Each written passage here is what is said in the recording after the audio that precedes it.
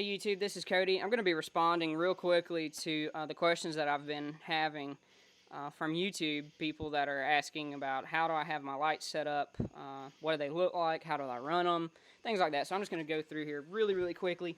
These are my visor lights. One question that some people had was, are these visor lights two separate units, or are they one whole unit? And the second question that they had was, are the lights that I have in the front the same light that is in the back? Well, as you can tell, they are not. They're two totally different models.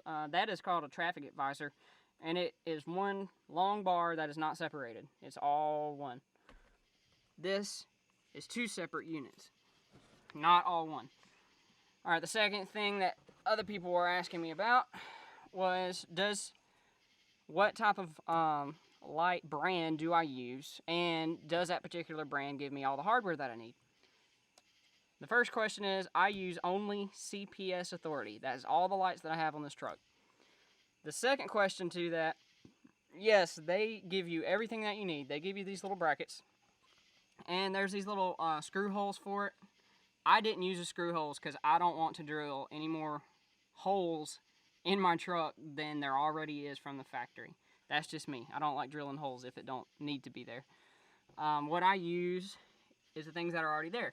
There's a little screw up in here that holds your visor together from the factory. You just unscrew it just a little bit just to pull this down, and then slide the bracket underneath, and that's really it.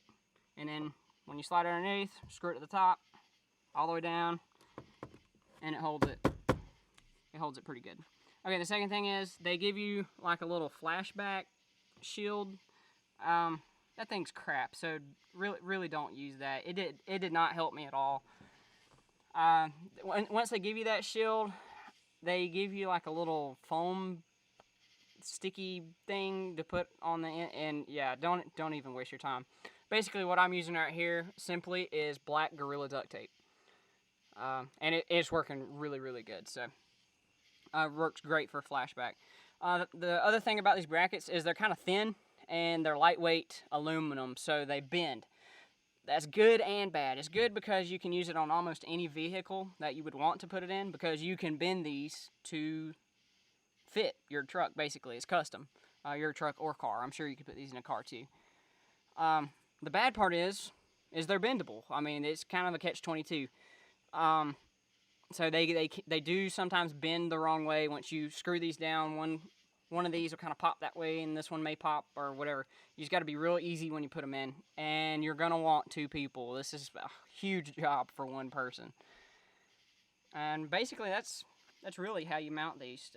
This is how I mounted them. This is a Ford Ranger, so it worked good for me. How I ran them is I use a switch box. When you buy these visor lights, they come with a little cigarette plug-in. You could plug in your cigarette lighter. I cut that because I like using a switch box because I have a lot of different lights, and I put them on channel 1. So when I turn that on, these come on, and this is basically the control panel.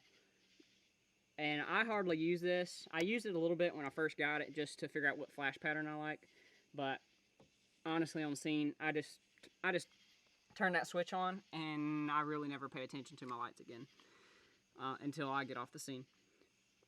That's your flash pattern button. This is your on-off button. This is your takedown. I have used this takedown before on certain scenes, like at night for car accidents and stuff. If I'm the first one that's there, I'll turn that on, and it'll turn on these two inside lights, and they're white. And you can individually turn those on. If you don't want these red ones to be flashing, you can turn them. You can turn the takedowns individually on just by hitting the off button. This is your basic traffic advisor, left to right, center out, right to left. And really that's it. That's all there is to these. Alright, now I'm going to run on to the next question that people have been asking me. They've been asking me, how did you run your wiring? Okay, well, it's going to be a little bit different based on the make of the vehicle and blah blah blah. So, it may not work exactly the way that I did mine, but they're going to be basically generally the same. This is how I ran mine for a 99 Ford Ranger. That is a 5-speed or stick shift. This is a cup holder. There's 2 screws that are holding it together. Take the screws out. This thing comes up just enough so you can put these wires through. Run the wiring through the carpet or behind the cup holder. There's my wiring that come out. and I ran it down underneath the carpet, and it pops up, and there's my firewall. Okay, one thing that I have to touch on, because I've seen other people do it, and I know they didn't do this on purpose, but it did happen just because of conveniency. You're running all these wires. These are a lot of wires. You know, you got a lot. You're running them because they're all over in your floor and everything. And you're looking up underneath here, and you're like, wow, where am I going to put all these wires, you know? How can I hide this? Well, it just makes sense to go from right here, run it up underneath this little metal piece, and there's my firewall. And you know, that makes pretty good sense, right? Don't do that. Please do not do that. That can cause a major car accident, because that little metal piece is your gas pedal. If your wires bind up behind this, you will make it where your pedal is stuck open. I know I may sound like I'm being kind of rude. I'm not trying to call anybody stupid. That is not my purpose. My purpose is to keep every firefighter and first responder as safe as possible. The last thing that we need to do is have a car accident when we're trying to respond to a car accident or fire. So please take what I said.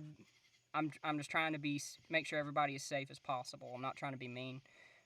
But please do not put your wiring behind your gas pedal. Do not do that. Run it.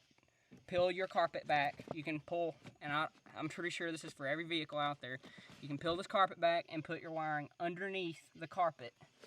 That way it will not bind in anything. And put a little bit of protective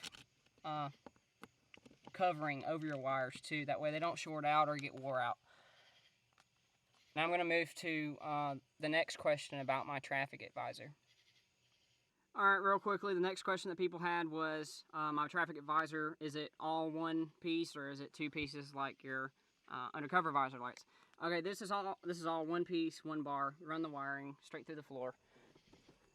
Basically the same exact way. CPS gives you everything you need, all the mounting hardware. These lights are incredibly bright, so they're perfect for what you need to do. CPS also gives you this little switch box. It's on-off because this particular model comes with a cigarette plug-in. It's perfectly fine to run cigarette plug-ins. The thing is, if you're going to have more than just a couple lights, you're gonna want to get a switch box. Switch boxes are not that expensive. I'm sure they can be, but you don't have to spend an incredibly amount of money to get a nice switch box. This is individual on-off switch. There's your flash pattern switch, and I'm not going to hit it because there's quite a few flash patterns to choose from. That's pretty much the review. If there's any questions that I did not answer that y'all would not like to know or need to know, just send them to me, and I'll try to make a video that better describes whatever I missed. Also, I'm going to do a separate video for my surface mounts, just to explain how they're mounted and how they're wired. Appreciate it. Thanks for watching.